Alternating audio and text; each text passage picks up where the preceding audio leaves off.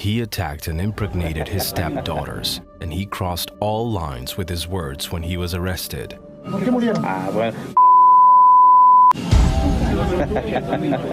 Jorge Iniestra abused and murdered his sons and stepdaughters, all while he kept them locked up in a room in subhuman conditions.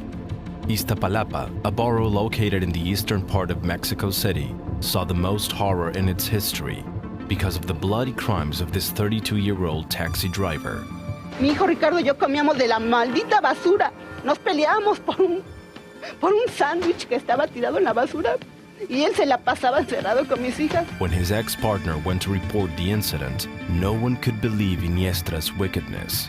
Clara Tapia, a local cleaner in the area, met Jorge Iniestra at one of her jobs, and after forming a relationship, they went to live together in the school where she lived with her 3 children. The monster quickly began to show his true face by physically and psychologically abusing Clara and sexually preying on her daughters, who were only 12 and 15 years old. As a result of these abuses, both girls ended up pregnant by their mother's partner. Not satisfied with this horror, Jorge Iniestra left the school where they lived, taking with him Clara's 3 children, as well as the children born as a result of the rapes. Time went by, and the man visited Clara regularly to threaten her and warn her not to report the events. However, 7 years later, Clara dared to denounce the monster, but what happened at that moment would never have crossed her mind. Jorge Iniestra's reaction when he was arrested was extremely disturbing and disconcerting. 10 preguntas a la vez no se puede. ¿Por qué murieron? Bueno, la autopsia se los dice. After the report, Clara was called to the police station, but what she thought was the beginning of justice for her family was in reality a new nightmare for her. Nos conocemos y con ella empieza la fantasía. Ella me lleva a conocer a sus hijas para que la fantasía pues pueda seguir explotada a otros niveles. The thing is, instead of being viewed as a victim of Iniestra, Clara became a victimizer. The media and the community of Iztapalapa were in shock. Jorge, far from having a serious or guilty attitude, seemed happy. Not only did he confess all his horrors without remorse, he blamed Clara for having consented to every repudiatory act of abuse he committed against her children. Era Clara Tapia Herrera, lo permitía. Para la señora era una fantasía ver a sus hijas en posiciones sexuales eróticas. For her part, the woman cried in front of the cameras that were on the scene, asserting her innocence, talking about how she'd been strongly manipulated by the monster, who constantly threatened her that he'd murder her entire family if she sought help. ¿Por qué permitiste que violara a tus hijas? Yo no lo permití.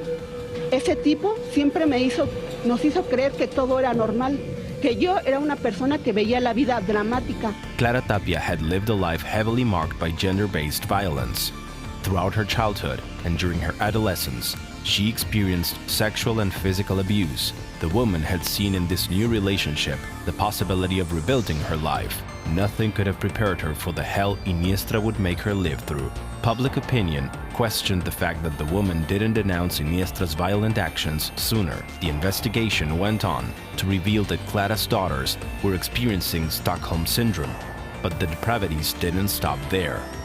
Iniestra confessed to murdering Rebecca and one of her 3-month-old sons, and having kept their corpses under a bed for more than a month. He also exploited and tortured the 13-year-old Gabriel, who he also forced him to watch as he abused his sisters.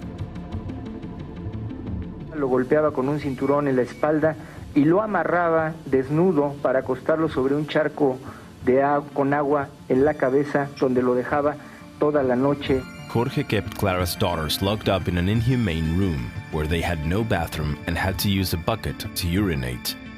The monster's sexual abuses were sickening and caused Clara's daughters to become pregnant more than once.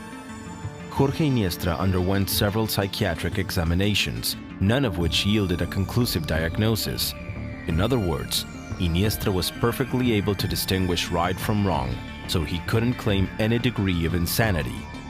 He knew he was committing gender-based violence. In the end, Clara was also imprisoned, along with Jorge and his entire family, who were complicit in the crimes. Years later, Clara Tapia was acquitted of all the charges against her, as she was considered a victim of Jorge's manipulation.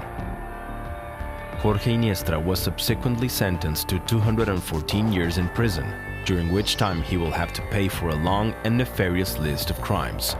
However, nothing will ever repair the damage caused and the lives taken and ruined by the monster of Iztapalapa.